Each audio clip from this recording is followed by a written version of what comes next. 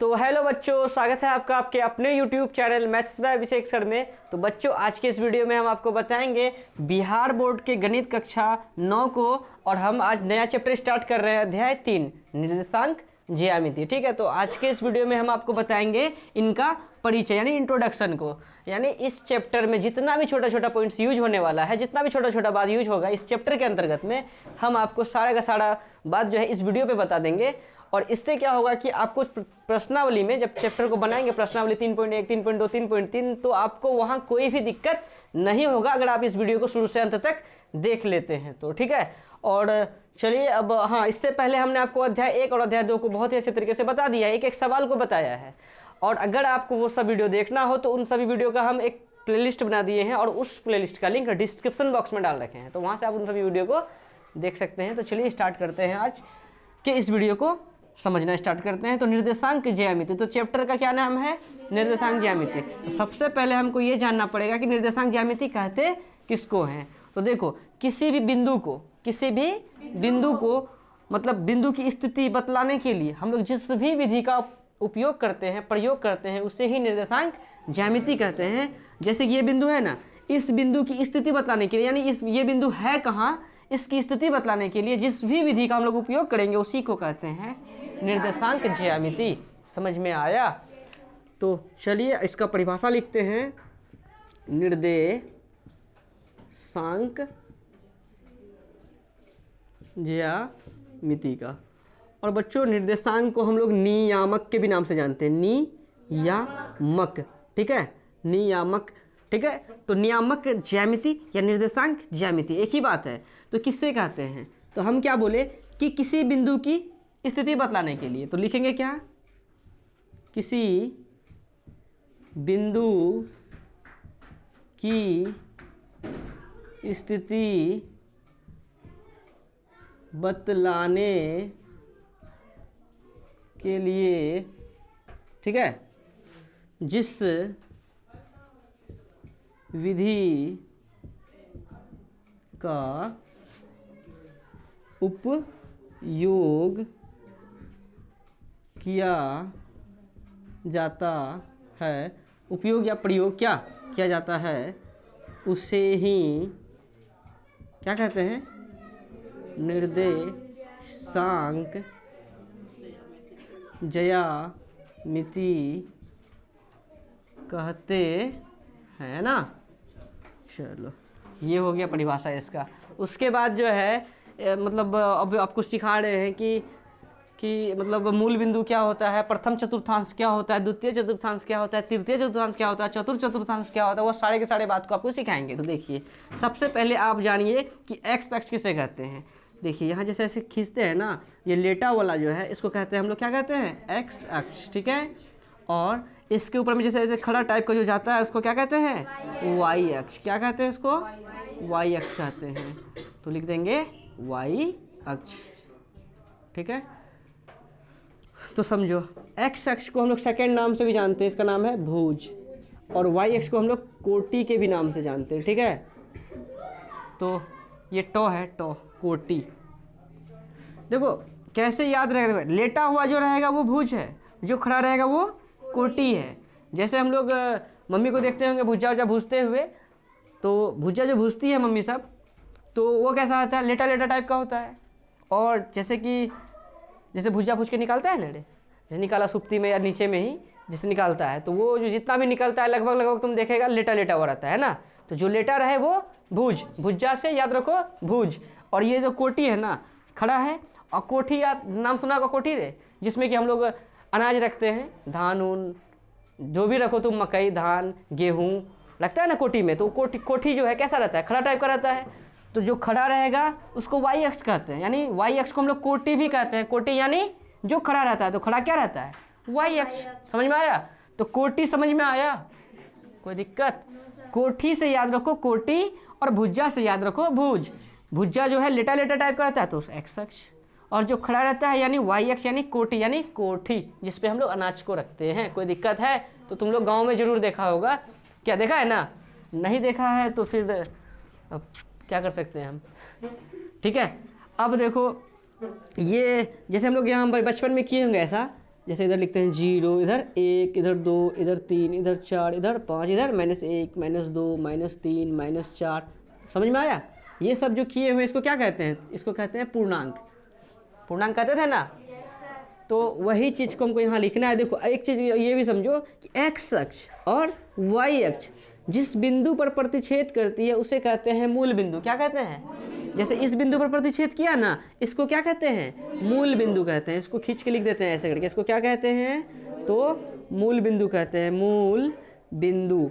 और मूल बिंदु को हम लोग 0, अच्छा मूल बिंदु का निर्देशांक बच्चों 0,0 होता है। ठीक है, x अक्ष और y अक्ष जिस बिंदु पर प्रतिच्छेद करती है उस बिंदु को हम लोग मूल बिंदु कहते हैं। और मूल बिंदु का निर्देशांक, या निर्देशांक ना बोल के क्या बोल दे, नियामक, क्या होता है? 0,0 होता है, जो कि मैट्रिक के फाइनल एग्जाम में कई बार पूछा जा चुका है। हो सकता है कि आपके 9th क्लास के भी एग्जाम में पूछे, और पूछा भी है। ठीक है, तो मूल बिंदु का निर्देशांक क्या हो गया? 0,0।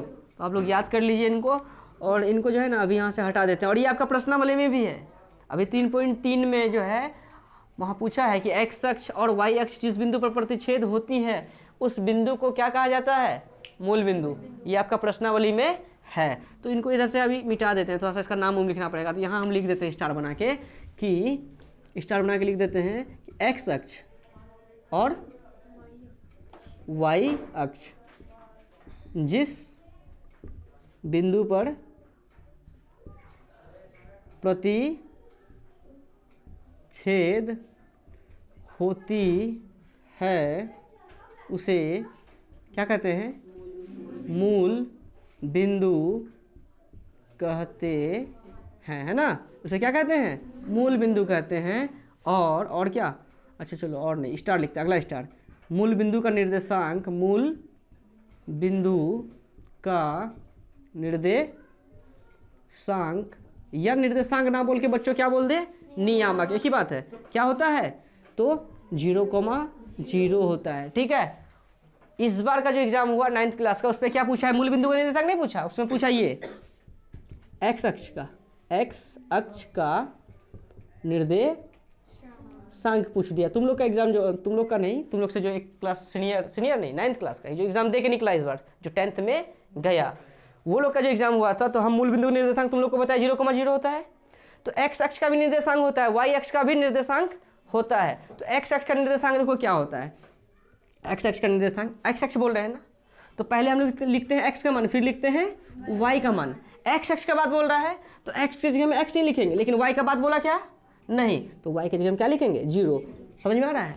x अक्ष का बोला तो x, 0। अगर y अक्ष का बोलता तो पहले लिखते हैं x का मान, बोला है y ना, y अक्ष बोला है, पहले लिखते हैं x का मान, x तो बोला नहीं है, x की जगह क्या लिखेंगे? 0, y बोला है तो y की जगह क्या लिखेंगे? y। तो y अक्ष का निर्देशांक 0, y, और x अक्ष का निर्देशांक x, 0। ठीक है, ये पूछा था एग्जाम में 9th क्लास का इस बार का फाइनल एग्जाम में। तो x अक्ष का निर्देशांक क्या होता है? x, 0।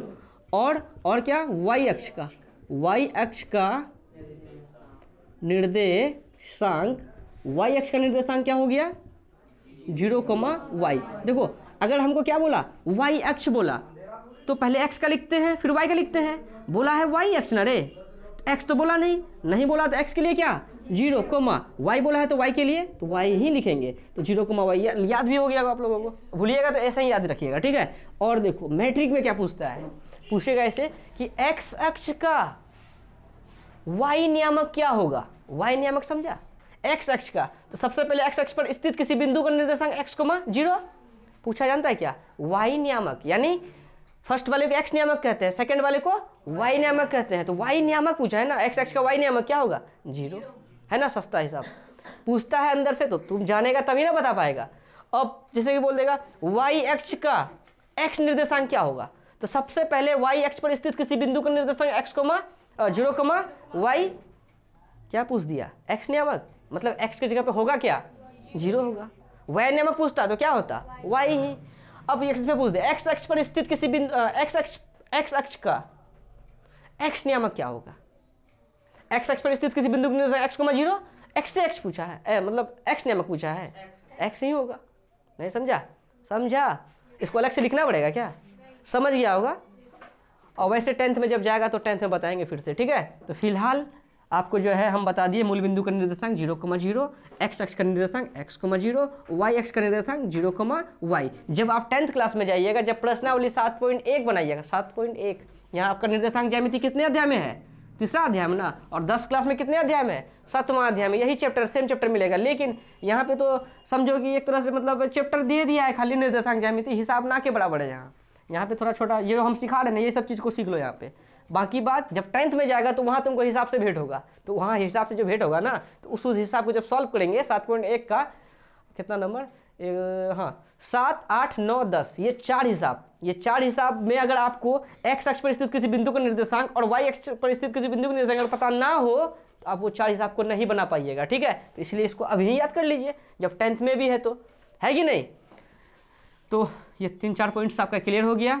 उसके बाद निर्देशांक ज्यामिति कहते हैं किसको, वो भी क्लियर हो गया। अब हम लोग थोड़ा सा जानते हैं मतलब मोस्ट वांटेड किसको, ऑब्जेक्टिव को जानते हैं, जो कि फाइनल एग्जाम में नहीं पूछेगा ना। बिहार बोर्ड का एग्जाम अधूरा है, खाली 9th वाला का है, 10th वाला का। हम ऐसे नहीं बोल रहे हैं, तो क्वेश्चन देख के बोल रहे हैं, कई बार कई साल का देखे हैं तो बोल रहे हैं। ठीक है, और जब 2019 में हम एग्ज़ाम दिए थे, हमको भी यहाँ से सवाल पूछा गया है, और इस बार का जो एग्ज़ाम हुआ उसको भी पूछा गया है, और 9th वाला जो इस बार एग्ज़ाम दिया है उसको भी पूछा है। कितना बोलेंगे बताओ। देखो ये जो घर है ना, कौन कौन सा बाउंड्री से बना है ये बताओ। एक, अच्छा एक ये लिखेंगे क्या, 1, 2, 3 ये सब लिखेंगे क्या, और लिख देते हैं तो ज़्यादा समझ में आएगा आप लोगों को। इधर हो गया 1, 2, 3, 4, 5, डॉट डॉट डॉट, आगे बहुत सारा लिख सकते हैं। इधर क्या होता है, -1, -2, -3, -4, -5, डॉट डॉट डॉट। इधर 1, 2, 3, 4, 5, डॉट डॉट डॉट, आगे जहाँ तक लीजिए आप। इधर -1, -2, -3, -4, यानी x अक्ष में इस साइड में प्लस, इस साइड में माइनस, और y अक्ष में ऊपर में प्लस, नीचे में माइनस। ठीक है, और जब आप ग्राफ को बनाइएगा, अभी चौथा अध्याय में आपको हम ग्राफ बनाने के लिए सिखाएंगे, तो ग्राफ जब बनाइएगा तो आपको ऐसे ही बनाना पड़ेगा, ऐसे लकीर खींचना पड़ेगा, ऐसे लकीर खींचना पड़ेगा, ऐसे सब मान आपको बैठाना पड़ेगा। ठीक है, तो मान के चलिए आप चौथा अध्याय का भी इंट्रोडक्शन को लगभग इस पे किया जा रहा है ग्राफ के लिए। तो अगर हम इस घर का बात करें, और इस घर का बात करें, इस घर का बात करें, और इस घर का बात करें, ये हो गया प्रथम घर, ये हो गया दूसरा घर, ये हो गया तीसरा घर, ये हो गया चौथा घर। लेकिन हम लोग यहाँ घर नहीं बोलते हैं, यहाँ क्या बोलते हैं, चतुर्थांश बोलते हैं। तो ये हो गया प्रथम चतुर्थांश। ठीक है, ये हो गया प्रथम चतुर्थांश। ये सेकंड घर है ना, घर नहीं बोलते हैं इसको, यहाँ क्या बोलते हैं, द्वितीय चतुर्थांश। देखो बाबू साहब अच्छा से समझो, नहीं तो वीडियो बहुत ही अच्छा बन रहा है आप लोगों का, और वीडियो में आपको शुरू से अंत तक जरूर बने रहना है, ताकि आपको ये सब सभी कॉन्सेप्ट्स अच्छे से क्लियर हो सके, ताकि आपको प्रश्नावली में कोई भी दिक्कत ना हो, रत्ती भर दिक्कत ना हो। समझे, चलिए फटाफट इसको समझे। इसको कहते हैं तृतीय चतुर्थांश। ठीक है, वीडियो में आ रहा है, साबिर कहते हैं, हुसैन क्या नाम है, सुखदेव, देखो आ रहा है ना, वीडियो बढ़िया से बन रहा है ना। इसको क्या कहते हैं, चतुर्थांश। कोई दिक्कत, थांस। अब देखो इसको प्रथम चतुर्थांश, ये द्वितीय चतुर्थांश, ये चतुर्थांश, नहीं तृतीय चतुर्थांश, ये चतुर्थांश। कोई दिक्कत है तो देखो, अब प्रथम चतुर्थांश का दूसरा भी नाम है, आप चतुर्थांश ना बोलिए, आप ये भी बोल सकते हैं। चलिए कोई बात नहीं है, बाद में सिखाएंगे आपको दूसरा नाम। तो प्रथम चतुर्थांश का जो है किस किस बाउंड्री से ये बना है प्रथम चतुर्थांश, एक ये और एक ये। और याद रखिए पहले हम लोग लिखते हैं x, फिर लिखते हैं y का मान। तो देखो x किस में है, यहाँ x किस में है, प्लस में है। देखो आगे हम कुछ प्लस है ना रे, पहले लिखते हैं x का मान, तब लिखते हैं y का मान। ये जो प्रथम चतुर्थांश है, जो इनका घर है, दो बाउंड्री से मिलके बना है, एक तो ये और दूसरा ये दो बाउंड्री से प्रथम चतुर्थांश का घर है।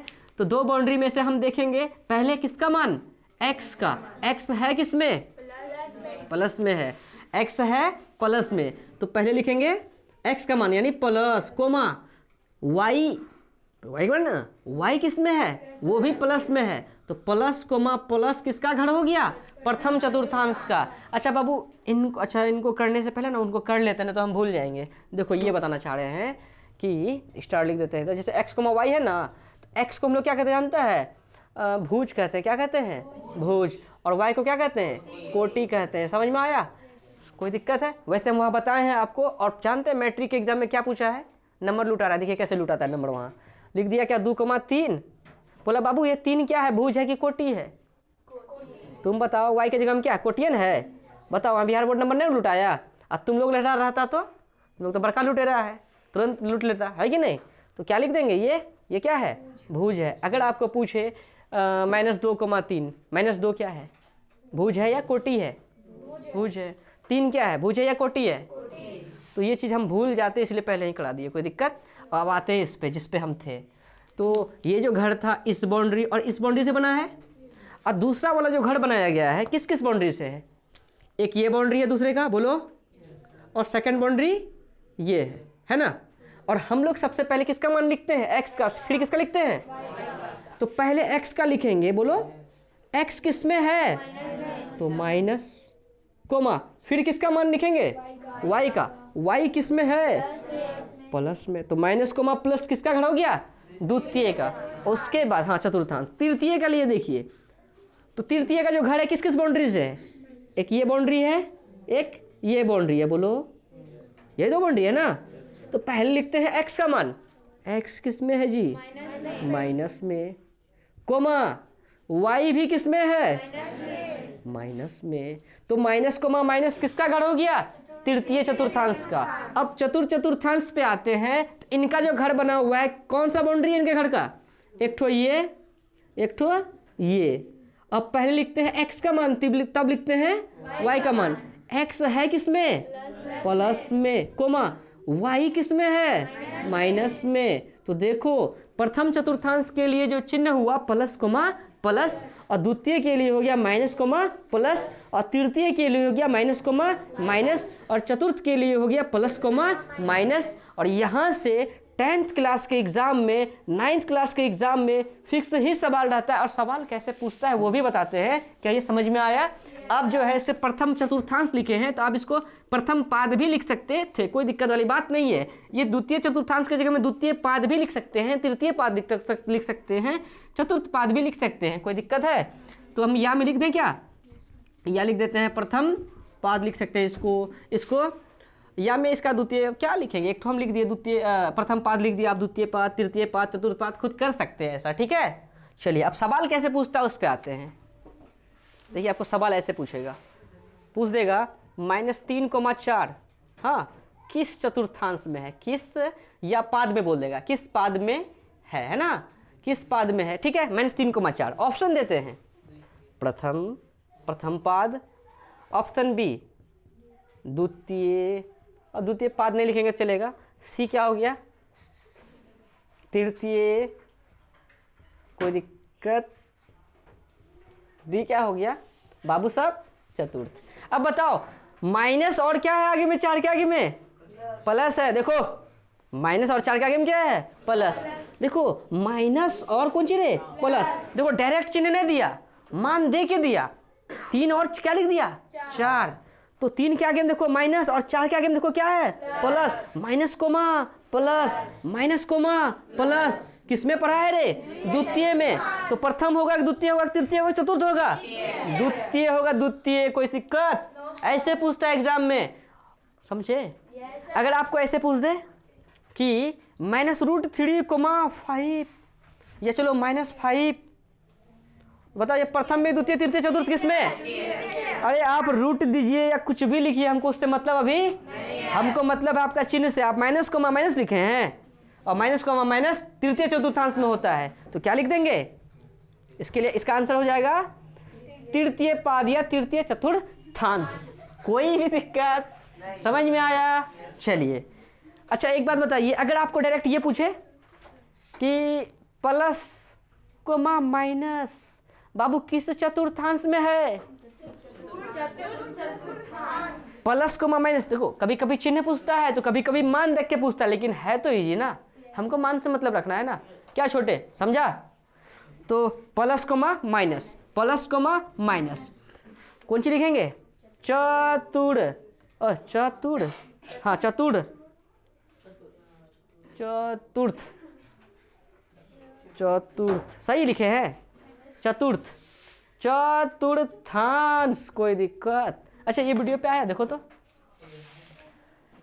तो इनसे जो सवाल बन सकता था वो हमने आपको बता दिया। बाकी बात सबसे पहले हमने एक बार रिकैप करते हैं इसको कि परिचय इसका देख रहे थे। तो निर्देशांक ज्यामिति कहते हैं कि किसी भी बिंदु की स्थिति बतलाने के लिए, कोई सा भी बिंदु की स्थिति बतलाने के लिए जिस भी विधि का उपयोग किया जाता है उसे ही कहते हैं निर्देशांक ज्यामिति।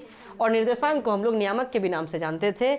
और हम बताए थे कि ये जो x अक्ष है और ये जो y अक्ष है, जहाँ पे कटिंग कर दे उसको कहते हैं मूल बिंदु। और यहाँ पे जीरो होता है, जीरो लिखने भूल गए थे हम, तो मूल बिंदु होता है। और मूल बिंदु का निर्देशांक 0,0 होता है। और x अक्ष, अच्छा वो हो गया। फिर x अक्ष का निर्देशांक x,0 और y अक्ष का निर्देशांक 0,y। फिर हमने एक घर बनाया और बाकी बात प्रथम द्वितीय तृतीय चतुर्थ लिखा। और फर्स्ट को भुज कहते हैं, सेकंड को कोटि कहते हैं। इस पर कुछ सवाल को किए, कोई भी दिक्कत है आप लोगों को? पूरा परफेक्ट आ गया। अच्छा एक चीज़ को और समझिए, क्या क्या समझाएंगे और हमारे दिमाग में अभी आया था, हम भूल रहे हैं क्या आया था। क्या आया था, चलिए जहाँ तक जो बताना था हमने आपको जो इस चैप्टर के अंतर्गत बता दिया है। अगर फिर भी अगर आपको कहीं डाउट हो तो आप क्या कीजिए, वीडियो को थोड़ा सा पीछे कीजिए, फिर वीडियो को देखिए, आपका डाउट हो जाएगा खत्म। अगर वीडियो अच्छा लगे तो आप जो है सभी दोस्तों के साथ शेयर जरूर करें। ऐसा नहीं कि सिर्फ इस वीडियो का फायदा आप ही उठा रहे हैं, आपके दोस्त भी फायदा उठाए, आपका दोस्त भी जाने उस चीज़ों को, है कि नहीं? खाली आप देख के रह जाइएगा तो होगा क्या? थोड़ा अपने दोस्तों को भी भेजिए, उस पर पैसा तो लगता नहीं है भेजने में, ठीक है? और ठीक है बच्चों, अब मिलते हैं नेक्स्ट वीडियो में। धन्यवाद।